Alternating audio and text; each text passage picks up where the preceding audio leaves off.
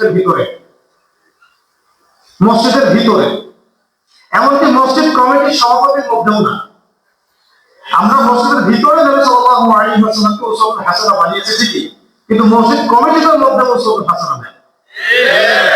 ওখান থেকে বের হয়ে যখন সমাজটাকে ডিল করতে যাই, এখানে উসওয়াতুল হাসানাহ আমরা নিজেরাই বা আমাদের আরো কিছু উসওয়াতুল হাসানাহ আমরা বানিয়ে নিয়েছি। অর্থনীতি যখন ডিল করতে যাই তখন উসওয়াতুল হাসানাহ বিশ্ব ব্যাংক, ওয়ার্ল্ড ব্যাংক, IMF, এগুলো আমাদের উসওয়াতুল হাসানাহ। রাজনীতি করতে গেলে আমাদের উসওয়াতুল হাসানাহ এখানে অনেক মানুষ। কারো উসওয়াতুল হাসানাহ হচ্ছে লেনিন, কারো স্টালিন, কারো কারো কারো পলিটিক্যাল উসওয়াতুল হাসানাহ হচ্ছে আব্রাহাম লিঙ্কন, কারো পলিটিক্যাল উসওয়াতুল হাসানাহ কে আব্রাহাম লিঙ্কন, কারো পলিটিক্যাল উসওয়াতুল হাসানাহ হচ্ছে মাও সেতুং, নাম শুনতে এগুলো। কারো পলিটিক্যাল উসওয়াতুল হাসানাহ হচ্ছে কি মুসলিনী, মুসলিনী, কারো লেনিন, কারো স্টালিন, কারো মাও সেতুং। আর এগুলোর আদলে যে ডেমোক্রেসি বা সোকল্ড সেকুলারিজম গড়ে উঠেছে, এই অংশে যারা যারা আছেন আঞ্চলিকভাবে, অর্থাৎ আঞ্চলিক রাজনীতিতে দেশে, তারা আমাদের উসওয়াতুল হাসানাহ হয়ে বসে আছে। সবাই বলছেন আমি অমুকের সৈনিক, আমি অমুকের সৈনিক, কিন্তু আপনি তো বলতে পারছেন যে আপনি মুহাম্মদ সাল্লাল্লাহু আলাইহি ওয়াসাল্লামের উত্তরসূরি, আমি ইসলামের সৈনিক। এখানে একটা মেজর পার্থক্য আছে আপনাদের সাথে আমাদের। উসওয়াতুল হাসানাহ মানে এমন একজন ব্যক্তি যাকে আপনার জীবনের প্রত্যেকটা ক্ষেত্রেই রোল মডেল মানতে হবে। আপনি বাউন্ড টু ডু সো, আপনি এটা করতে বাউন্ড। যদি মুসলিম হয়ে থাকে তাহলে বাউন্ড।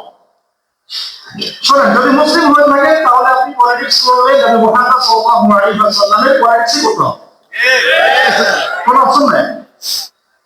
যদি মুসলিম হয়ে থাকে তাহলে ইকোনমিক্সে আপনাকে মুহাম্মদ সাল্লাল্লাহু আলাইহি ওয়াসাল্লাম ইকোনমিক্সে নিতে হবে।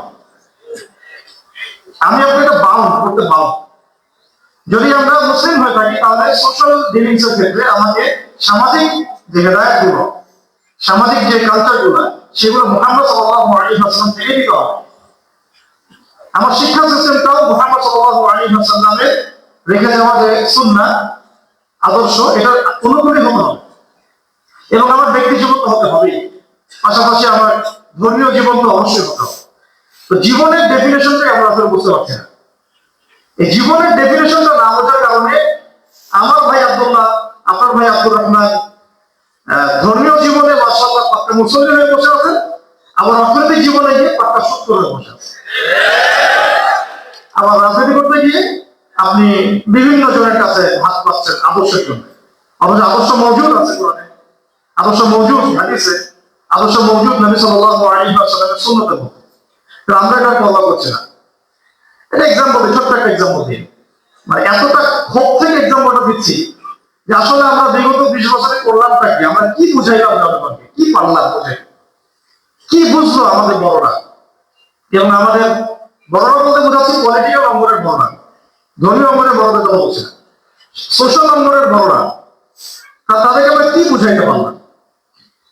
ক্ষোভের জায়গাটা হচ্ছে দেখুন, একজন মানুষ যখন এইটা বিশ্বাস করে যে আমার ধর্মীয় জীবনে কোরআন, সুন্নাহ, নবী সাল্লাল্লাহু আলাইহি ওয়াসাল্লামের জীবনী এগুলোর স্থান আছে, কিন্তু অর্থনীতি, রাজনীতি, সমাজনীতি, আমার পরিবার, আমার সংস্কৃতি, আমার শিক্ষায় এগুলোর প্রয়োজন নাই। যখন একজন মানুষের এরকম একটা কুফরি চিন্তা চেতনা থাকে, তখন এই বড়দিনের দিন, সোকল্ড বড়দিন আর কি, সোকল্ড বড়দিন এই জন্য বলছি কারণ এই দিনে ঈসা আলাইহিস সালামের জন্ম হয়েছে কোনো অথেন্টিক সোর্সে প্রমাণিত না, কোনো অথেন্টিক সোর্সে এটা প্রমাণিত না যে আজকে 25শে ডিসেম্বরে নবী ঈসা আলাইহিস সালামকে আল্লাহ পাক পৃথিবীতে পাঠিয়েছেন, কোনো অথেন্টিক সোর্সে নাই। বরং কোরআন কারীমে সূরা মারিয়ামের মধ্যে এমন একটা সময় নবী ঈসা আলাইহিস সালামের জন্মের কথা এসেছে যখন খেজুর পাচ্ছিল, খেজুর পাচ্ছিল। মারিয়াম আলাইহিস সালাম প্রসব বেদনায় কাঁদছিলেন এবং খেজুর গাছের নিচে তিনি হেলান দিয়েছিলেন। আল্লাহ রাব্বুল আলামিন বলেছেন খেজুর গাছে নাড়া দাও, উপর থেকে খেজুর পড়বে। তার মানে মৌসুমটা ছিল খেজুর পাকার মৌসুম। শীতকালে খেজুর পাকে না, ডিসেম্বর মাসে খেজুর পাকে না। কোরআন থেকে প্রমাণ করা যায় এটা ভুল, ঐতিহাসিক ভুল। কিন্তু যখন একটা মানুষ জীবনটাকে দুই ভাগ করে ফেলছে যে বৈষয়িক জীবনে আমি আল্লাহ এবং তার রাসূলকে মানবো না, ইবাদত বন্দেগীর জীবনে মানবো, তখন সেই মানুষ 25শে ডিসেম্বরে বড়দিনের শুভেচ্ছা জ্ঞাপন করছে। কিন্তু সেই মানুষ আবার মুখে লা ইলাহা ইল্লাল্লাহ কালিমা পড়ে, সুবহানাল্লাহ, নামাজও পড়ে, মুখে কালিমাও পড়ে, আবার বড়দিনের অনুষ্ঠানেও হাজির, শুভেচ্ছা বিনিময় হচ্ছে, জ্ঞাপন হচ্ছে। কিভাবে বোঝাবো আপনাদেরকে? আল্লাহ রাব্বুল আলামিন কিভাবে বলেছেন আল্লাহু আহাদ, আল্লাহ এক, আল্লাহুস সামাদ, আল্লাহ অমুখাপেক্ষী, লাম ইয়ালিদ, তিনি কাউকে জন্ম দেন নাই, তিনি কাউকে জন্ম দেন নাই, ওয়া লাম ইউলাদ, তাকেও কেউ জন্ম দেয় নাই, মানে তিনিও জন্মিত নন, ওয়া লাম ইয়াকুল লাহু কুফুয়ান আহাদ, তার সমতুল্য কেউ নাই। সেই ব্যক্তিও জানে যে বড়দিনের স্ট্যাটাস দিয়েছে, সেও এই সূরাটা জানে। যখন স্ট্যাটাস দিয়েছে বা কেউ গ্রিটিং জানিয়েছে, অভ্যর্থনা জানিয়েছে, তখন ইনডাইরেক্টলি সে স্বীকার করেছে যে আল্লাহ রাব্বুল আলামিন এই দিনে 25শে ডিসেম্বর নবী ঈসা আলাইহিস সালামকে জন্ম দিয়েছেন। নাউযুবিল্লাহ, স্বীকার করেছেন ইনডাইরেক্টলি। যখনই আপনি বলছেন মেরি ক্রিসমাস, নাউযুবিল্লাহ, তার মানে আপনি স্বীকার করলেন আজকে আল্লাহ রাব্বুল আলামিন ঈসা আলাইহিস সালামকে জন্ম, নাউযুবিল্লাহ, কুফরি করলেন, শিরক করলেন। কত বড় শিরক করলেন? আয়াতগুলো একটু পড়ে শোনাই, ঠিক আছে? কত বড় শিরক করলেন আল্লাহ পাক যেটা বলেছেন একটু শুনেন। আল্লাহ পাক কি বলছেন, কত বড় শিরক, কি বিশাল পর্যায়ের শিরকটা করেছেন, এটা জানা দরকার। আল্লাহ রাব্বুল আলামিন বলেছেন সূরাতুল মারিয়াম, কোন সূরা?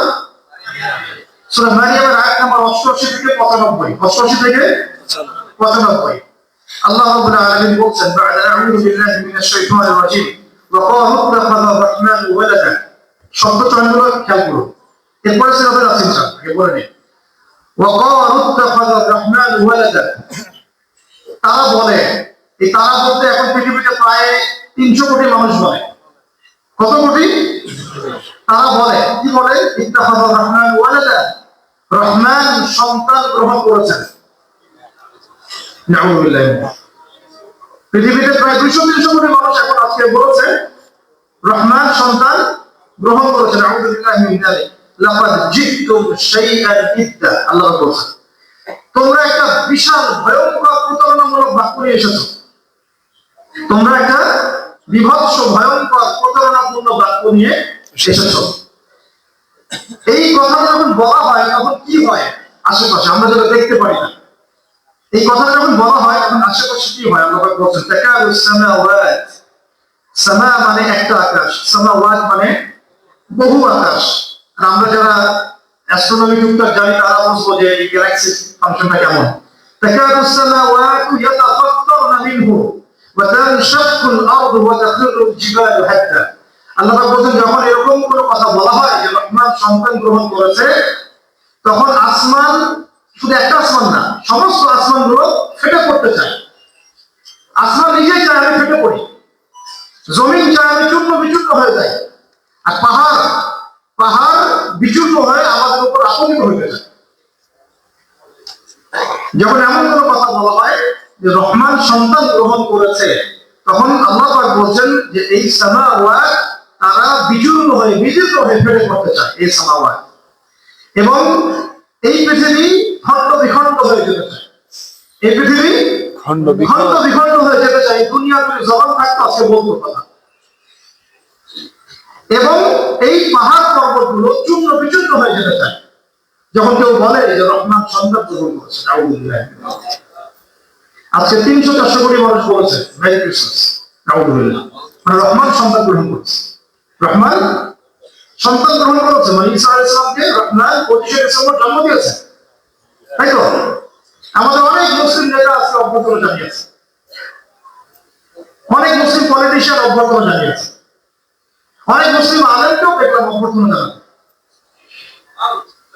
জি, আমি দেখাতে পারবো, প্রমাণ আছে আমার কাছে। অনেক মুসলিম আলেমকেও দেখলাম আজকে অভ্যর্থনা জানাতে। এরপরে শেষ হয় আল্লাহ বলছেন শুনুন, তারা এই কারণে ফেলে পড়তে চায় যে তারা রহমানের সন্তান সাব্যস্ত করেছে। এটা রহমানের জন্য মোটেও শোভনীয় নয় যে তিনি সন্তান গ্রহণ করবেন।